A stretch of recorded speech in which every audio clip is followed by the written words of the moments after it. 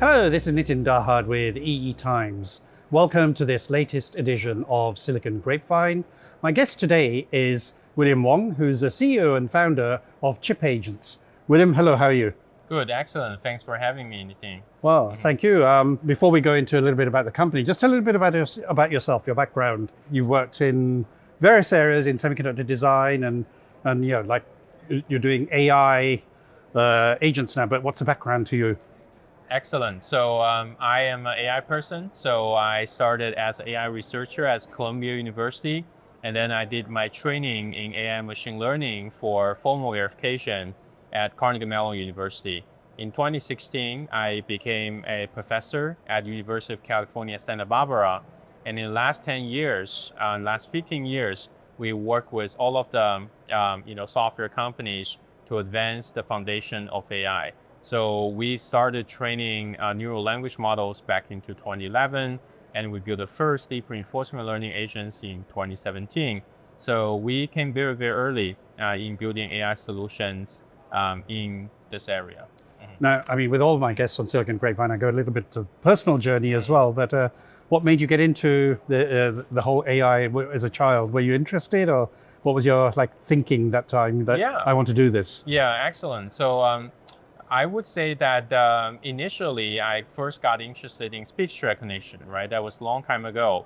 And at that time, speech recognition, the bar is extremely high, right? You have to be able to use the certain toolkit from Cambridge University, and then only very few people are able to do it extremely well to be able to scale up, speech recognition. So that was, really 2008, 2009. But then when I started school at Columbia University, I got into natural language processing, which is focused on text and language model. So that's why back into 2011, I started building my own neural language model, even before ImageNet. Yeah. And we're seeing an amazing result. So I had this original start in speech, but then when I transitioned into natural language processing, machine learning later on in my career. And did you have any influence, like a parents or family or somebody you looked up to, say, okay, this is what I want to do? Of course, right? So my dad is a PhD himself. Wow. He worked in Boston, 30 years ago, in logic, in fMRI. So we do have a very strong academic family, as you know, Asian parents. Of course, yeah. So we are very, very into academia, and then always very interested in, playing Go games when I grow up. And one of the recent field medalists, I actually played Go game with him, growing up. So there's a lot of learnings, but I think the family environments, everything is all very important. Yeah, it is quite important in Asian backgrounds to pursue that kind of academic excellence. That's right. And then that translates to something.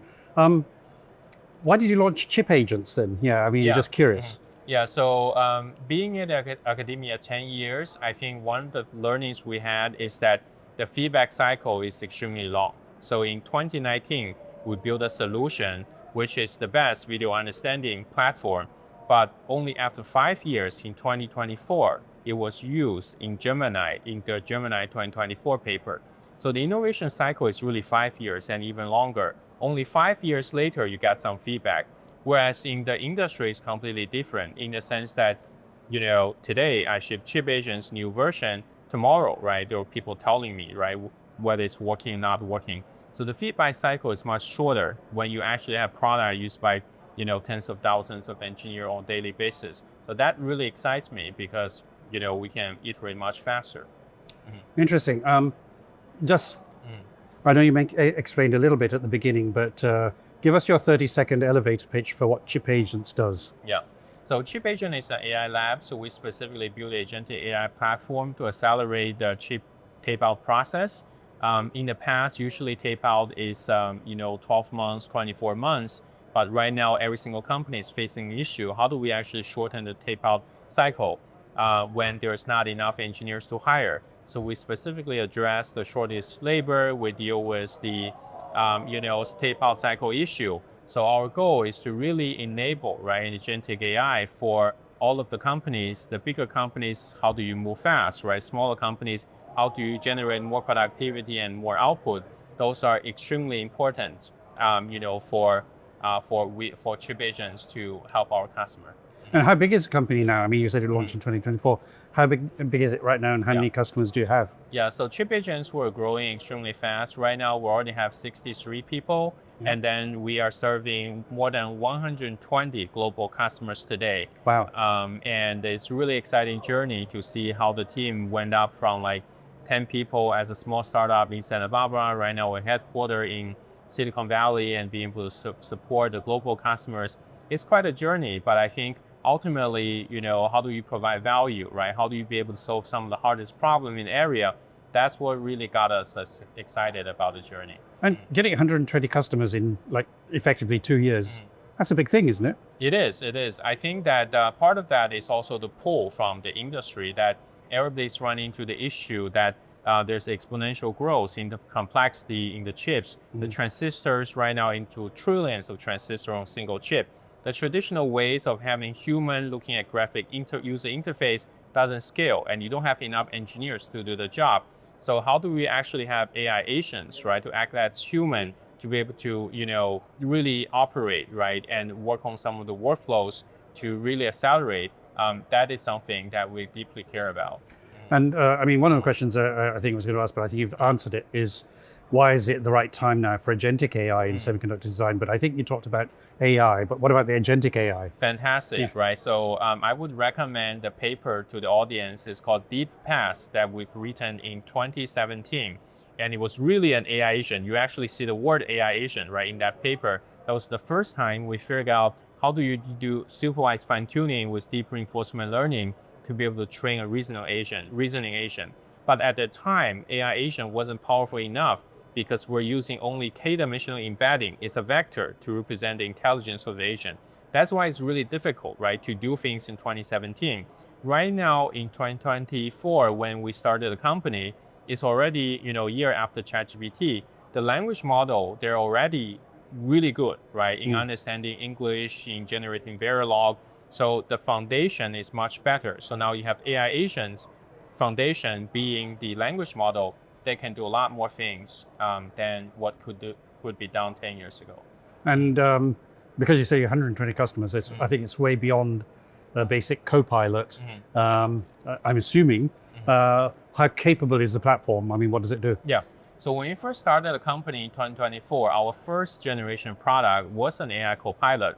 It was in a VS Code studio. You basically have people ask questions, and then we can answer questions. But that does not give people the 10x, 100x productivity boost they gain, right? So it's more about like 20%, 40% productivity gain. At the time was like code completion, answer questions. But then last year, we released the industry's first AI agent solution to be able to do fully autonomous explorations. So AI agents are fundamentally more proactive rather than reactive. So you give one command, right, can actually call 10 different tools in certain order to help you complete the task, to gather the information and help you to find the right tools to do it. But then later last year, we also released the multi-agent solution to basically have multiple agents discuss with each other and solve some of the harder problems. So there is an evolution of technology in AI for chip design in the last 2 years. And, basically every quarter, right, you have to ship a new product. You have to find a product market fit to be able to really take the lead in this area. Now, when you talk about multi-agents, I mean, sounds quite fascinating. So the agents talk to each other, and I guess they talk to each other in a way that humans would never talk to each other. This is really interesting, right? Because if you look at some of the hardest problems in chip design today, for example, root cause analysis or debugging at the SoC level, they are actually human having this bug triaging meeting. So you have an architect sitting in the meeting, you have a designer, you have design verification engineers, you have the software guys. Everybody's looking at the spec and trying to find out what the bug is, right? Now we're actually having multiple agents to simulate all of these different roles. So some of them are looking at the waveform, some of them looking at log files, and the agents looking at the designs and really trying to understand, right? How are we able to understand, right, the root cause, right? Why does it time out? And then being able to triage, locate the particular time step, and go back to fix the RTL. So it's quite, similar to what humans are doing. So I mean, that is quite a big bottleneck in today's semiconductor development process, isn't it? And that's what these are trying to do. Yeah, absolutely. Especially the SoCs are getting bigger, right? So how do you debug at the SoC level? That's still tough, right? Because you get trillions of logic gates. And then sometimes it's a multi-chip environment that you have, memory chips, you have GPU chips, and that's very tough, right? To be able to do it really well. So there's still, a lot of things to work on in this area. And where in the semiconductor design flow or development process do you think you deliver the most value? Yeah. So ChipAgents started as a universal front end for design verification. So a lot of our customers use ChipAgents for design verification. For example, function verification, form verification, test plan generation, test ban generation. These are the most common use cases of the ChipAgents because verification itself does take most of the time, right, in the chip design process. And then now we're seeing more customers using ChipAgents in the design phase, in spec to RTL generation, in spec analysis, spec mining. You're also seeing people using ChipAgents to do hardware and software code design in firmware embedded systems when you write, C or different languages. But I think ultimately, right, it's not just design, but also there's manufacturing testing. We even see manufacturing testing companies using ChipAgents develop their own ASIC and their own FPGA. So ultimately, I would say, we need to do it end to end, not just design, but also manufacturing and testing, everything together. And that's kind of what's going to evolve over time, I guess. Absolutely, absolutely. So there's a lot of iterative process, right? But then how do you fully autonomously, right, do the work, whether it's a loop or, substructure, but finally, right, going end to end. Interesting. Talk a little bit about agentic AI best practices. Obviously, the fear everybody has with new technology is a platform going to replace people, and is it going to replace the junior verification engineer, or is it going to augment what the senior architect is doing, so that they can focus on the higher level system design? Is it both, or I mean, what is this trying to do? Yeah, absolutely. So I would say that ChipAgent today, we're already seeing customers scaling the platform from 20 users in evaluation to thousands of users right now to even 2,000 or 3,000 users. In that process, we do see that people use it differently, right? Senior engineers, they really enjoy ChipAgents because it's like they have an army right now they can work with, right? They can dispatch different agents to different things. But I think for junior engineers, it's also very good learning tools, right? To actually learn how do you do things better, how do you understand existing blocks, how do you understand the legacy code, right? Sometimes, every single semiconductor companies, they have legacy code from 30 years ago, then all of the engineers have left. How would you be able to understand, right? Without AI, I think it would be very difficult for junior engineers to start. Right now, when they start, they can quickly ramp up because there's the ChipAgents and there's AI solutions. Yeah, I mean, taking the analogy outside of semiconductors, it's useful to have something to like say, yes, you're right, or no, you're wrong, or you need to do this maybe a bit better, and that's kind of how, in very simple terms, that's helping, isn't it? Yeah. Fantastic. Okay, so in terms of everybody, wants to protect their IP. So you don't want to go to cloud, you don't want to, sort of share data. How do you protect your customer IP? Absolutely. And do you run on-prem, or how does that work? Yeah, so data security is extremely important to ChipAgents. So we, in fact, were the only company in the space that recently got the SOC 2 Type 2 certification. Okay. So this is a year-long program. Basically, you have third party to do all of the evaluation of the infrastructure, security policy, and do penetration tests to test the environment. And we spent a year, and finally we're certified as SOC 2 Type 2. So that's a very important milestone we just recently, received. We're also working with Amazon Web Service very closely, provide a secure environment to deploy ChipAgents in a customer's own cloud, so that we don't actually have access, right? Oh yes, they have their own private cloud areas. Exactly, Yeah, that's exactly. Right. So that's very, very critical because, I think cloud is something that's very important for agentic AI. In the past, I would say the EDA solutions, you can run it on CPU, but now all of the agentic AI solutions, at least, right, you need to have very powerful GPUs to orchestrate the tool use. So that's why I think being able to have access, right, to the cloud infrastructure will be very critical. And so that's why we're working very closely with AWS to enable safe and secure cloud for our customer. We also don't train on our customers' data. We work very closely with our customers to make sure, right, we have the best practices and we have sandbox for many of the environments for the things we do. So we take data security and data privacy extremely seriously. And I think working with the cloud provider, we can basically provide the best solution. It's actually safer than on-prem in many cases. Very interesting. I mean, you wouldn't have thought of it that way, but I guess that is quite good. The other big thing with AI is like veteran engineers might not trust the AI, or it might be a barrier to adopting AI in that engineering workflow. How do you get somebody to put trust in the AI agents to do their job? Absolutely. I think trust is everything we do, right, in semiconductor. And I think the most important thing is to understand the use case, right, of your AI. Some of the better use case we've seen is in code review, in verification, in auditing agents. So this is not like just generating RTL code, which would mess up your design, but this is more like, I have the existing code, right? Human, we don't have enough time. We don't have, that energy to go through line by line. But having AI agents to do code review, to be able to look at the bugs that you have, which is very safe and very efficient, right? So verification engineers always want to catch more bugs.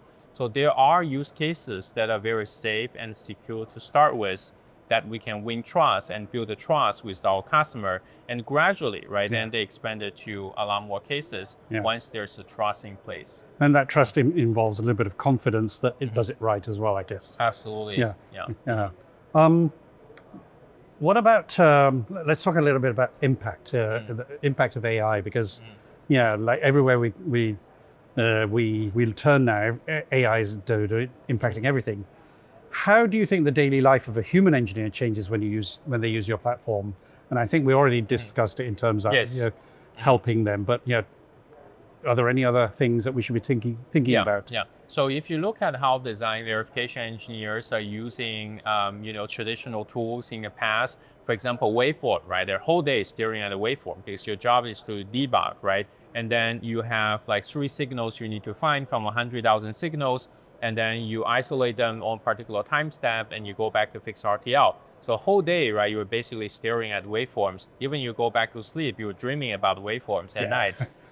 Exactly, right? But then right now, I think we have AI agents who's actually looking at a waveform. So human has more time to think about my test plan, right? What are the important things I need to test? So I think that actually free the engineers from doing all of the tedious work, so they can focus on more exciting things. For example, coming up with the test plan that really knows what to test. Yeah, you just gave me a thought about like when I grew up, the cartoons were like, where people like dreaming all these things going on in their head. So you can think of waveforms. Yeah, exactly. This is the modern cartoon. Yes. But what I was going to ask also, what kind of specific outcomes or ROI can your semiconductor manufacturer customers expect from using ChipAgents, for example? Absolutely. So we already have customers using ChipAgents for more than a year in production usage. So what we see is that there are already customers who tape out their chip using ChipAgents under 8 months and 9 months. And I think that's going to be more and more common, because a lot of our customers right now, they are very, very busy, right? So each BU, they have multiple chips, and each chip, right, you only have 12 months, right, of time you need to tape out. So time to market, I think ultimately this is the most important thing, right? How fast you can tape out the chip, because it's so competitive. If you are a few quarters late, right, that is going to be really bad. And if you look at data center revenue for next year, it's going to be $1 trillion. Even if you're 1 day late, right, with your chip, it's going to be $2 to $3 billion. Big numbers. Exactly. Then what is the thing that surprises customers most when they start working with you? I mean, what do they say? Oh, wow, that was really good. Yeah, absolutely. I think that when it comes to AI, I think some people, they have doubts in the beginning, but I think the very important thing is that we have a extremely strong application engineering team. So they actually do a lot of hand holding, right, with the customer to work very closely with them to make sure, right, they have the best practices in using AI.